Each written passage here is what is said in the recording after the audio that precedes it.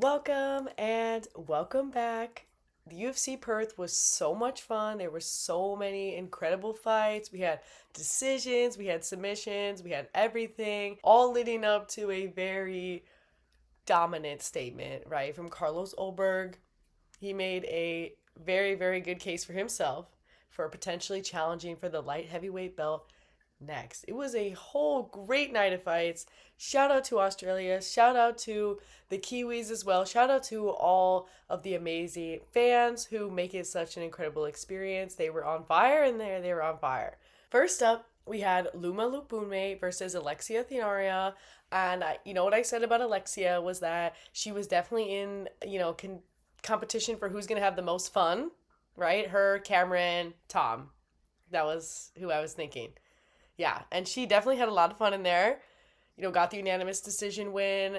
Round one, it was violence right away. Like, we started out with a really, really fun scrap for this night. Like, it was great. But very clearly, Alexia is bigger, stronger, and she was able to get the takedowns and get a lot of meaningful control time in that fight throughout those 3 rounds.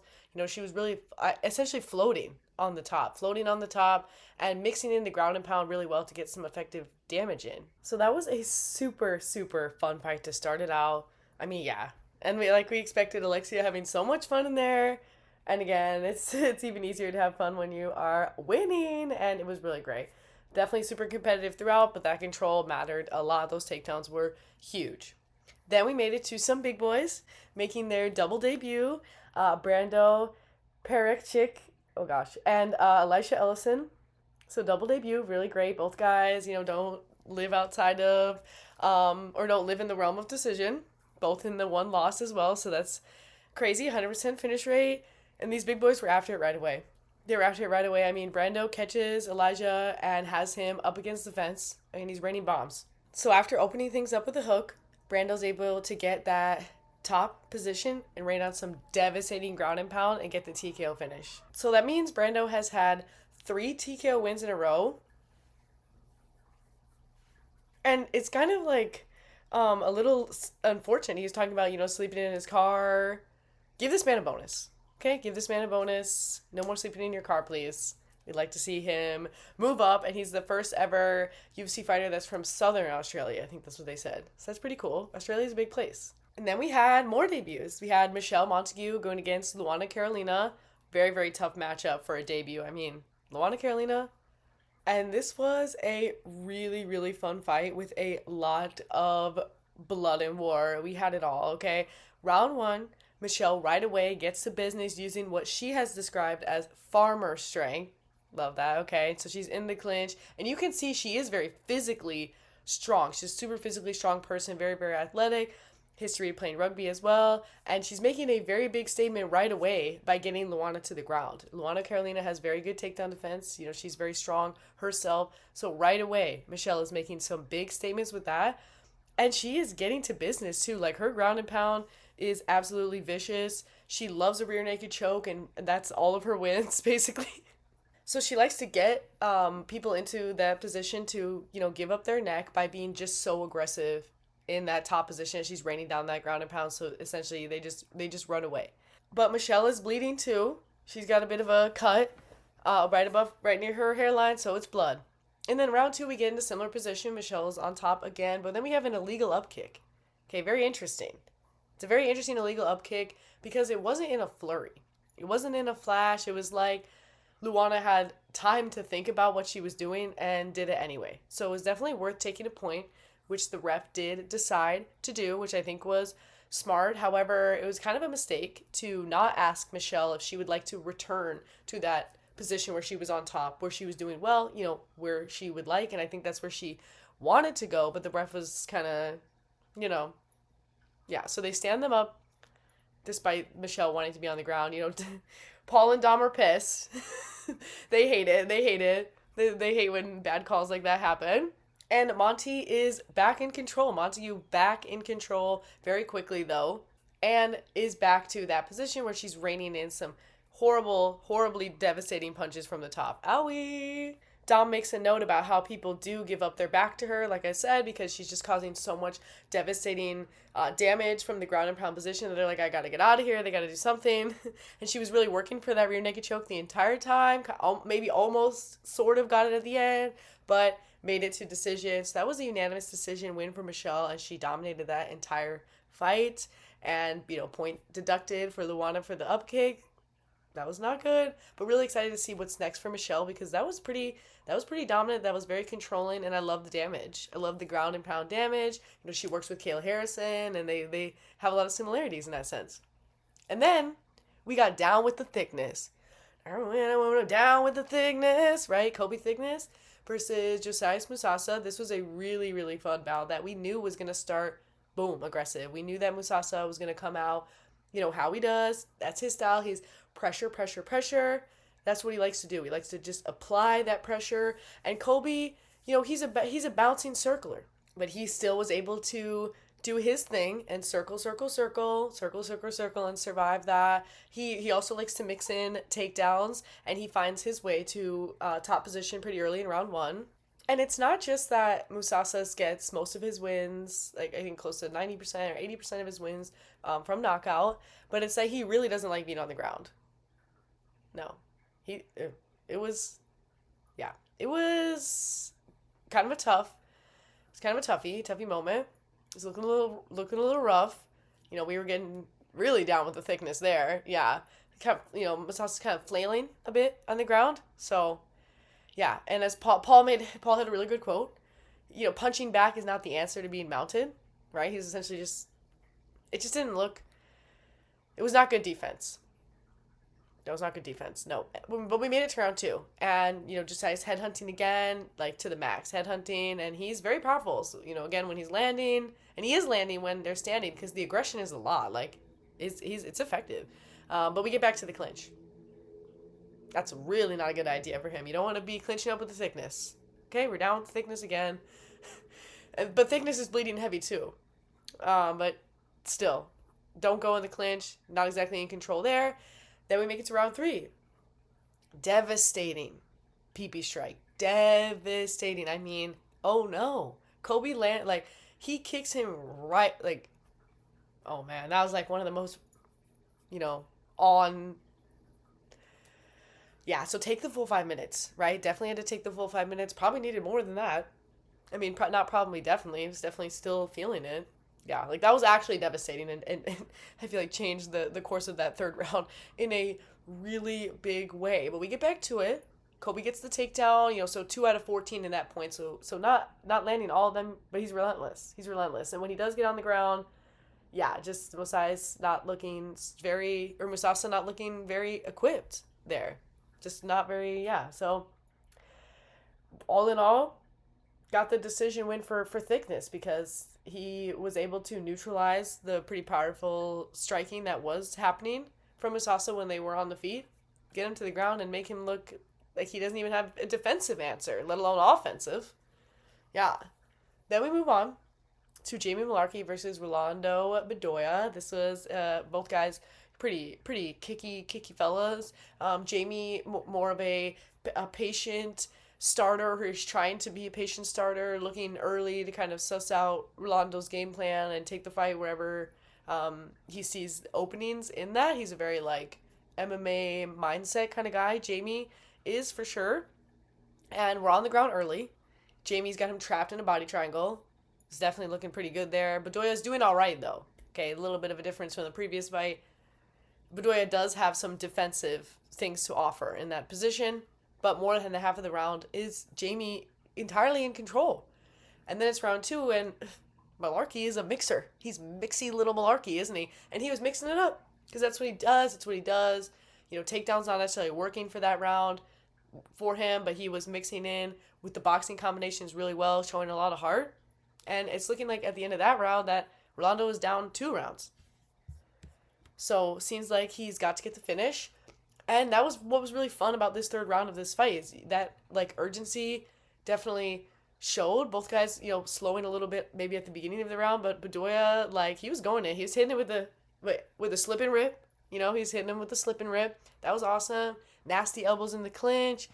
Yeah, you could tell he was aware of needing the finish and was looking for it. I loved it. So Jamie was getting pieced up, and that's kind of happened to him before. That he'll have a really, really strong first two rounds, which, hey, that's all you need to get the decision win, right? But we'll get a little bit beat up in that third round, and that's kind of what happened. Then we had a very quirky matchup between Andre Petroski and Cameron Rowston. This is really, really fun. Cameron making his debut, and this is I feel like, really anticipated, pretty hyped up debut as a pal, an underling of Izzy, and what have you in that whole city kickboxing crew. Cameron's just so interesting, though. He was saying how he wanted this fight to be a split war. He said he wants blood, he wants cuts. And it makes a lot of sense as far as anticipating how things I felt were going to go with Andre Petroski, who is, as I said, tough and tough. Because he's from tough, right? The Ultimate Fighter, but he is tough. Andre's very tough. And if you look into his fights, you can see the evidence there. He's such a tough guy. And that makes this statement even bigger. So right away, it's quirky. It's looking great. And Rowston hits Andre. We're midway through the round, and he hits him with a nasty left hook. It's perfect. Like, when you slow it down, it's like, yes, this is the beauty of martial arts. Like, that's just not something you can do unless you have the IQ for it. It's the way that he set it up. Amazing. Hit him right on the money. As Dom was pointing out a couple times during this night, that's that perfect check hook. Like, he's steps off the center line. Really adds, like, an added power to the shot, and also puts him in a position to, it's less likely for him to get hit right after that. So nasty, and Andre goes down, and Cameron does the right thing and just really turns on the gas. He can sense that he's hurt, and he pours it on him. Rain. It's raining, and we're raining down punches, and he gets it. TKO Rowston. It's so great. So he didn't get the split war. He didn't get the split war that he wanted. Next time, perhaps. Okay. But I love that. What a beautifully timed finish, and a really, really big statement. And again, he makes a good point in his post-fight interview, saying that Andre's tough. If you watch his fights, you'll see that. So it's actually kind of huge to get him out of the cage. I think that's crazy. Crazy debut. Very challenging person to fight in your debut. 100%. TKO Rowston, though. Yeah, and it was very funny. He's like, Paul Felder, I have to tell you something. Not just Paul Felder, I have to tell you something. And he paid a tribute to Izzy, which is very, very cool. Super, super cute. I love that. I love as in a sense, the legacy goes on. The legacy goes on. Paul Felder, I have to tell you something. And then we had a really fun scrap between Adolfo Bellato and Navajo Stirling.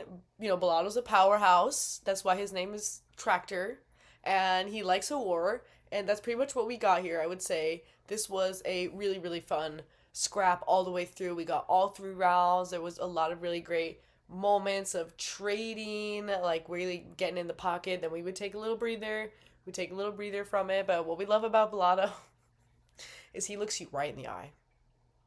He looks you right in the eye. As he comes down, it's so scary. He's just locked in. He's locked in. He is so locked in.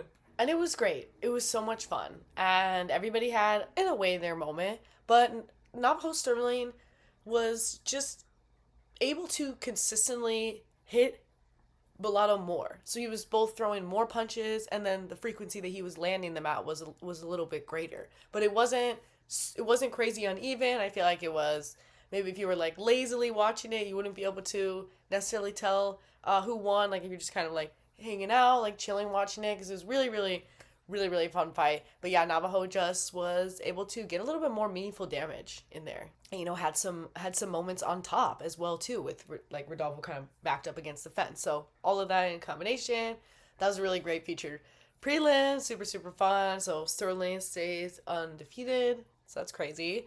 And then we had our main card, which was 4 fights only. We scrapped our heavyweight bout. I don't know. I felt like that fight was a little cursed, and it didn't come to fruition. But we started off with Tom Nolan versus Charlie Campbell. This fight was crazy.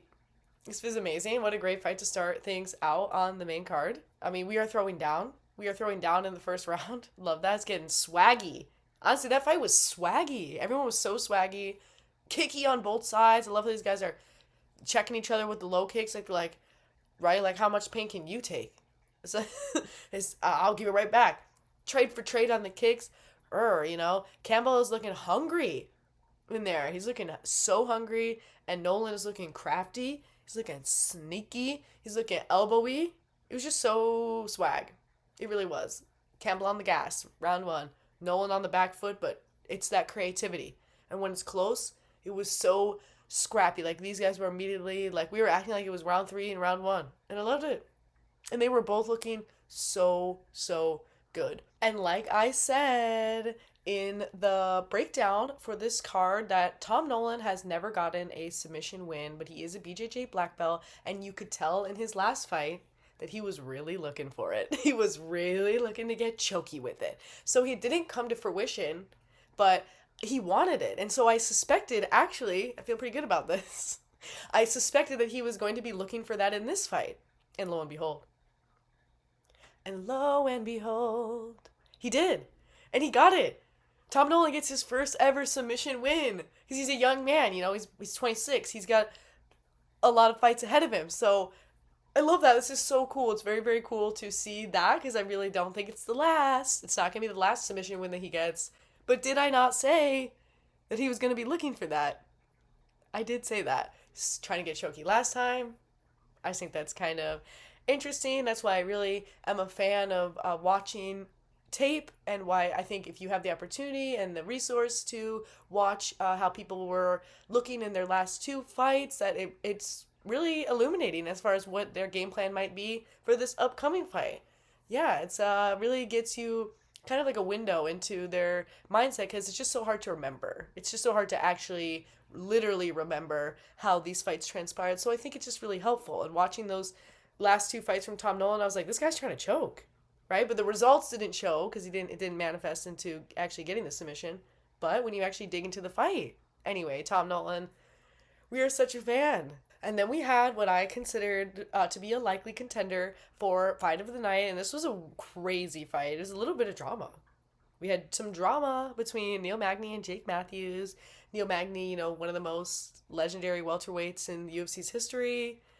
I mean, come on, he has the most wins in the welterweight division by a lot. Like, he's Papa welterweight, really. He's Papa welterweight, and this is like his first time outside of the top 15, and that's the story of Jake Matthews, right? Like, let's give him the hardest fights of your life. He asked for a top 15 contender, and they said, well, let's just give you the most talented person outside of that. Of course. And round one, both guys are kind of sussing each other out, getting a little sussy, until Jake gets on top. And it looks like it's just towards the end of the round that he's putting Neil to sleep, potentially, because his arm, right as the bell, kind of opens up, but he could just be moving to get just better positioning, and the ref said he's out, but it's right on the bell, and literally as he's saying that, Neil is like, no, I'm not. So he changed his mind. The ref changes his mind. He says, I mean, he's out of the first round. We're gonna go, never mind. So Jake Matthews very emphatically is like, yeah, I did it, because that's what he was just told. That's what he was literally just told, was that he got it done. No, he didn't. Oh, awkward. So we had to have that awkward start. Okay, that was weird. Round two, though, we get right back to business. Matthews is trying to get groundy again. He's trying to get groundy, and we have a board, basically crucifix position. It's looking awful. It's looking so scary, but that is what is so special about Neil Magny. Is he's got that veteran status, okay? He's got that veteran experience. He knows how to stay calm and peaceful, patient in the midst of the fiery depths of hell. And he did that really, really well. So he maintained patience, survived through that second round, but it was looking like it was Matthews if it was going to go to decision from my perspective at that point. And Matthews is still getting sticky with it. He likes to do it all. And it's crazy. Paul or Dom, one of them, make a really funny comment about how it doesn't matter. It doesn't matter what you want. When you fight Neil Magny, you will go against the fence. That's where he likes to be. Neil Magny is just, it's a nightmare. He's a nightmare against the fence. And somehow he manages to get there every time. Every single fight that he's in, he manages to get to the fence. It's so impressive. And we are at the fence. And then, talk about tables turned, then it's Magny who's in control on the ground. And oh, wait a minute. What's that? Is he Darcing? Is he Darcing? And he is. He darces Jake Matthews, darces him up round 3 when it was very dire, when he needed the finish. And crazy to think that the first round we thought it was Matthews who was choking him out. But then he gets choked out. Oh, what? Oh, and what is this? And we get the official tap, right? This time it's an official submission win. The smile on Neil Magny's face is just, that was a crazy roller coaster of a fight. That was a roller coaster. And so Neil Magny has 24 wins in the welterweight division. What the? That's awesome. So congrats to Magny. And hey, oh my goodness. Shout out to Jake Matthews. Shout out to Jake Matthews for, the road less traveled. For, the hard road. Which he didn't choose this, necessarily. He's not going to say no, because he's a dog. He's a gamer. He's not going to say no. But I don't think, the matchups for Jake Matthew have been nightmare after nightmare. So let's see what they give him next, right? It's not going to be short of a nightmare next time either, I imagine. Then we had Jack Jenkins versus Ramon Taveras. This was pretty cool. Jack Jenkins coming back from some pretty big injury. That's the thing about Jack. He is a faker. No, sorry, I'm kidding. He is a feinter. He likes to set you up. He's very, very good at that. Trying to get Ramon, essentially, to just try to trick him into being into the spot where he wants to get him, where he can land a pretty big kick, but trying to, he said, control himself a little bit better if he does land a big kick, especially head kick, not to get a little too zealous about it. And he spent a really good time in control during that first round, for sure. It was a little awkward, southpaw versus conventional, you know how it is. It's a little awkward, but we got through it, and Jack was looking really good. He was looking so sneaky, super, super sneaky. And then round 2, Jack is leggy, per usual, and Taveras looking for the dogfight. He likes to, he does a little bit better in close range, and he's very, very, very strong. He makes all of his opponents bleed, and it only takes one shot from him because he's so powerful. He knocks down most of his opponents as well. A little knockdown. So, yeah, Jack bleeds. But, Jack gets double PP striked, so that's the second one. Not as devastating as the other fight, but okay, yeah. But Goddard gives Ramon a warning, right? Third PP strike and you're pointed, you're getting negatives. And Jack's still doing his faker thing. He's setting it up. Both guys, though, kind of throwing one shot at a time a lot for that second round. But when we do get a little flurry, it's just a little like a little moments like that. Jack with a bit of a tricky takedown at the end. I didn't even see that. What the? I mean, I don't really know about all that. But, nonetheless, it was sneaky. He's on the ground. I was like, how did he even see that? So that was cool. And that narrative definitely continued into the third round. Just Jackie with a lot of control. So he gets the unanimous decision win. It was just kind of his fight in there. Didn't really beat it out of Taveras or anything like that, but just outdid him a little bit. It was a fun fight, and it's really cool to see him, Jack come back from injury in that way. He's very emotional on the microphone. That's very emotional. It's very, very emotional. Yeah. And he said he wanted to slow things down a little bit. Like I said, if he landed a head kick, and I think he did a good job, controlling himself in there. That was great. And because we only have 4 fights in this main card, we're already at our co-main event with Jimmy Crute versus Ivan Erslan. This is crazy. Crazy Crute. I feel like the mullet keeps getting weirder. Is that just me? Not in a bad way, but in any way. It's getting more and more extreme. I have a theory that the mullet is evolving as a representation of Jimmy evolving. Yeah. So Jimmy's one of those people, Jimmy Crute, kind of like Jake Matthews, who, they're kind of like, we know you're tough. We know you're really well-rounded. Let's have you fight the nastiest competition we can get for you because you're going to perform. And he does, but it doesn't mean that he always comes out on top. So Jimmy has had, I feel like, just a lot of adversity from having just insanely tough matchups. Got a little bit discouraged, perhaps. Maybe that's not exactly the wordage, but had to take a little bit of a break from competition to find the love again. And now he is back, baby. And Jimmy is a young man. He's a young man. He's got a lot of career ahead of him if this is what he wants. And he shined like a star in there. He was looking crazy early on. We started the fight out with Jimmy just swinging from the hips. I love how he does that. But then he's in control very, very early, and he hits what can only be properly described as a WWE style choke. I think Fitzy said that. He's got his head around Ivan's neck, and it literally looks like he's gonna rip his head off. Like, it literally it looks like he's literally going. He is gonna rip his head off if he doesn't, if we don't stop it. So that was amazing, and that was just boom, boom, boom. So Jimmy is coming off of 2 crazy submission wins. That's just so. It's really great to see some Jimmy Crute momentum. It's really great after a bit of some roadblocks, you could say, here and there. And that was our co-main event. Boom, boom, flash.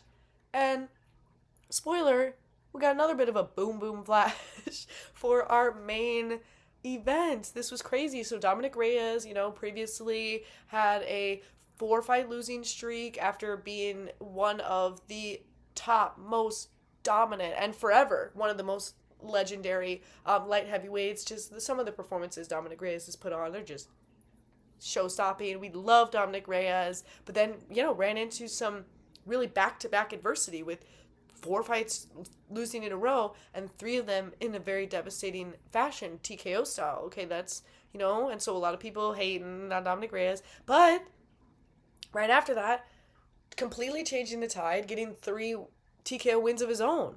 So he's on a 3-fight TKO win streak, but Carlos Ulberg, he's on coming in with an 8-fight win streak. Last 2 people that he faced, top echelon of the light heavyweight competition. The Jan Blachowicz fight wasn't a crazy definitive statement win for him, but he beat him. He got it done. He outscored him. So Carlos coming in with had been making plenty of statements of his own. So him and Dominic in very different places in their lives, but really major head-to-head here.